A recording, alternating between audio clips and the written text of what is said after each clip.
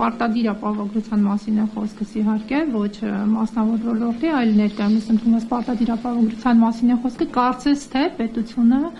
այս պարտականությունը դրել է ամբուլատորիաների վրա։ Եթե չեմ սխալվում, այսինքն անձինք, ովքեր պիտի օգտվեն պարտադիր ապահովագրությունից, պիտի ամբուլատորիաների միջոցով կարողանան այդ հետազոտությունները անցնել։ Արդյոք սա կոռուպցիա չէ, բացառապես ամբուլատորիաների միջոցով այս հնարավորությունը իրականացնելու, ընդ որում դուք մեզ ևս լուսաբանեցիք, որ այն հիվանդանոցները, այն կլինիկաները, ովքեր միացած չեն այս ծրագրին, չեն կարողանալու այս շրջանակներում անձանց բուժօգնություն ցուցաբերել եւ արդյոք մասնավոր կլինիկաներին կամ ընդհանրապես հիվանդանոցներին զրկելով այս հնարավորությունից, որպեսզի իրենք կարողանան անձամբ զբաղվել այս հարցերով, անձանց ապահովագրության շրջանակներում իրենց բուժօգնություն ցույց տալով, չեք տեսնում կոռուպցիոն տարեր, հարցս հետեւյալն էր դա դնել բացառապես ամբուլատորիաների վրա։ Շնորհակալություն հարցի համար, տեսեք, չէ, այդտեղ չեմ տեսնում որևէ տեսակի կոռուպցիոն ռիսկ, որովհետև միջազգային փորձը մեզ թելադրում է, որ պետք է լինի մի քանի աստիճան առողջապահության եւ կանխարգելման։ Առաջի աստիճանի կանխարգելումը դա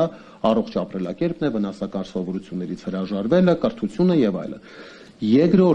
Երկրորդ կանխարգելման օղակը դա ամբուլատորիան է եւ ընտանեկան բժիշկների ինստիտուտն է, որտեղ որ վաղ ախտորոշումը, որտեղ որ ուղեգրումն է կատարվում, որտեղ որ ընտանեկան բժիշկը հասկանում է այս պացիենտին ինչ մասնագետ է պետք, որովհետեւ օրինակ բերեմ, միջկողային ցավի պարագայում դա կարող է լինել միջկողային նյարդի բորբոքում, դա կարող է լինել կողի կոտրված, դա կարող է լինել երիկամային խիտ եւ մի շարք այլ հիվանդություններ։ Ամբուլատորիայում աշխատող ընտանեկան բժիշկը իր ձեռքի տակ եղած ռուտինային հետազոտությունների շրջանակներում դիֆերենցում է, թե ինչ կոնկրետ հիվանդություն է եւ ինչ նեղ մասնագետի մոտ նա պետք է գնա։ Եվ ոչ այդտեղ ես կոռուպցիոն ռիսկ չեմ տեսնում, որովհետեւ ամբողջ աշխարհում նեղ մասնագետի մոտ մտնելու համար պետք է անպայման ընտանեկան բժշկի ուղեգիր, որովհետեւ շատ դեպքերում պացիենտը, ով որ ծանոթ չունի, ով որ տեղեկացված չի, ով որ համապատասխան գիտելիք չունի, չի կարող կողմնորոշվել իր նյարդաբանա պետք, վնասվածքաբանա պետք, թե ուրոլոգա պետք։ Եվ 3 տեղ ինքնուրույն գնալու պարագայում դա ծախսարդյունավետության նվազում է։ Ուստի ավելի լավ կլինի, որպեսզի ընտանեկան բժիշկը կողմնորոշվի իրեն ուղարկի հստակ մասնագետի մոտ, այ մասնագետի ընտրությունը արդեն ըստ պացիենտի պետք է լինի, պացիենտի ցանկության պետք է լինի։ Ուստի փոխարենը մենք օրինակ այդտեղ կոռուպցիոն ռիսկ մանգանք, ես առաջարկում եմ մենք փորձենք հզորացնել ընտանեկան բժշկի ինստիտուտը, սերնդափոխություն անել, որովհետև միջին մեր երկրում ընտանեկան բժիշկների միջին տարիքը 55 տարեկան է։ Այսինքն մենք երիտասարդ թերապևտներ շատ քիչ ունենք, երիտասարդ պոլիկլինիկական բժիշկներ շատ քիչ ունենք եւ անհրաժեշտ է որպեսզի հետագա կոռուպցիոն ռիսկերը բացառենք, օրինակ ծանոթով աշխատանքի ընդունվել եւ այլն, անհրաժեշտ է որպեսզի թերապևտիկ մասնագիտությունների բոլոր շրջանավարտները արձինատուրայի նվազագույնը 3 տարով անցնեն իրենց առաջի աշխատանքային փորձը պոլիկլինիկական օղակում եւ այդպես տեղի կունենա սերնդափոխությունը եւ կադրային հագեցվածությունը։ Այդ ռեֆորմները, որոնք որ ես ասում եմ, իմ կարծիքը, իմ դիտարկումը ասում եմ, շուտով մեր թիմը ներկայացնելու է որպես այլ ծրագիր, ինչի մասին հավելյալ կտեղեկացնեմ, բայց այն որ ռեֆորմներ մեզ անհրաժեշտ են, դա փաստ է եւ ես մեծ ցավով եմ ասում, որ առողջապահական ոլորտի գործիչներ քաղաքական դաշտում շատ քիչ են եւ մեծ սիրով կուզենայի, որպեսզի տարբեր քաղաքական ուժերի կողմից հանդես գային տարբեր ոլորտային գործիչներ, ում հետ հնարավոր կլիներ բանավեճի շրջանակներում գտնել այն իրականությունը, որը որ իրոք մեր երկրին պետք է։ Շնորհակալություն։ Շնորհակալություն։ Կան էլ հարցեր։ Խնդրեմ։ Այդ տեսեք, դուք նշեցիք, որ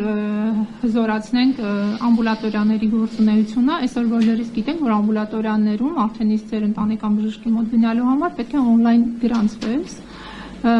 իսկ երբ թե նա որ հերթի արդեն կլինի, այսպես ասած, այնուհետ նոր կկարողանաս այդ հերթերը հաղթահարելով ձեր բժշկի մոտ մտնել, սակայն բոլորս գիտենք, որ շտապ դեպքերում ոչ մեկ չի սպասելու որպեսզի գնա իր բժշկի մոտ, գրանցվի, այնուհետ իրեն բժիշկը իրեն ուղղորդի այն մասնագետի մոտ, թե ում մոտ որ ինքը պիտի գնա։ Եվ անձը ստիպված պիտի լինի իր միջոցներով կրկին դիմել հիվանդանոցներին։ Այս դեպքում այս պարտադիր ապահովագրությունը ինչ կերպ պիտի անձի նկատմամբ իրականացվի։ Ոչ մի կերպ։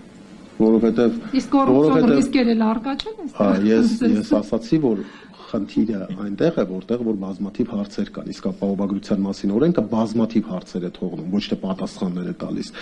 Այո, կոռուպցիոն ռիսկերը ավելի շատ են այս նախագծի մեջ, քան օրինակ մնացած այլ նախագծերի մեջ։ Եվ այս պարագայում պացիենտը այո, պետք է իր գրպանից վճարի, շատ տարբեր դեպքերում դուք տեսնելու եք, որ պացիենտը իր գրպանից վճարում է, որովհետև ինչպես առողջապահության նախարարը օրինակ իր հարցազրույցներից մեկի ժամանակ օրինակ բերեց, որ մարդը կարա կոնքազդրային հոդը կոտրի եւ իրան ասեն 4 ամիս հետո կվիրահատենք, իսկ 4 ամսում տրոմբոեմբոլիայից մարդը կմահանա։ 1 Ինչ բառեր օգտագործում։ Այո, լավ, ժողովրդական լեզվով ասեմ, տրոմբը կթռնի, թոքային զարկերակը կփակի։ Այդ ինձ ասա, բոլորը հասկացան։ Մարդը կմահանա, 4 ամսվա ընթացքում այդ պացիենտի հարազատները մեծ գումար կծախսեն, որպեսզի այդ պացիենտին խնամեն, որովհետև ինքը ունակ չի լինելու տեղաշարժվելու, իր կարիքները հոգալու։ Եվ պացիենտները եւ պացիենտի հարազատները իհարկե շատ դեպքերում նախընտրելու են սեփական գրպանից վճարել, որպեսզի պացիենտը վիրահատվի։ Մենք տեսնելու ենք այդպիսի բաներ եւ այդ երևույթները մենք տեսնելու ենք ոչ թե նրա համար, որ ամբողջ աշխարհում այդպես է, այլ նրա համար, որովհետեւ մեր երկրում առողջության ապահովագրությունը ներդրվեց ընտրությունների տարում որպես քաղաքական կոռուպցիայի դրսևորում եւ ներդրվեց, որպեսզի մեր կառավարությունը կարողանա $110 միլիոն գումար ստանա համաշխարհային բանկից, որը որ հաստատվել էր 2024 թվականի հունիսին, բայց տրամադրվելու էր գործը անելուց հետո։ Ուստի եթե 26 թվականին չներդնեին դա, 26 թվականին 21-ից 26 ծրագրի համար այդ վարկը իրենք չէին ստանա։ Դա է պատճառը, որ մենք ունենք նման խնդիրներ առողջության ապահովագրության ոլորտում։ Ունենք սոցիալական արդարության բացակայություն, որ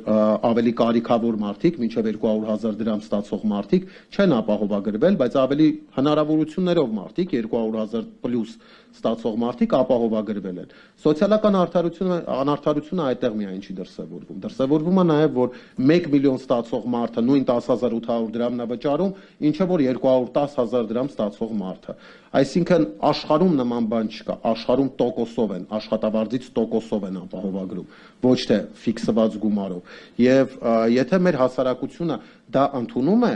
այո, թող ընդունի, բայց մեր պարտականությունն է մեր խղճի հանգստության համար եւ գլուխը հանգիստ բարձին դնելու համար տեղեկացնել թե փորձագետներին, թե քաղաքական ուժերին եւ թե հասարակությանը, որ այո, կա նման խնդիր ու այո, դա սխալ է։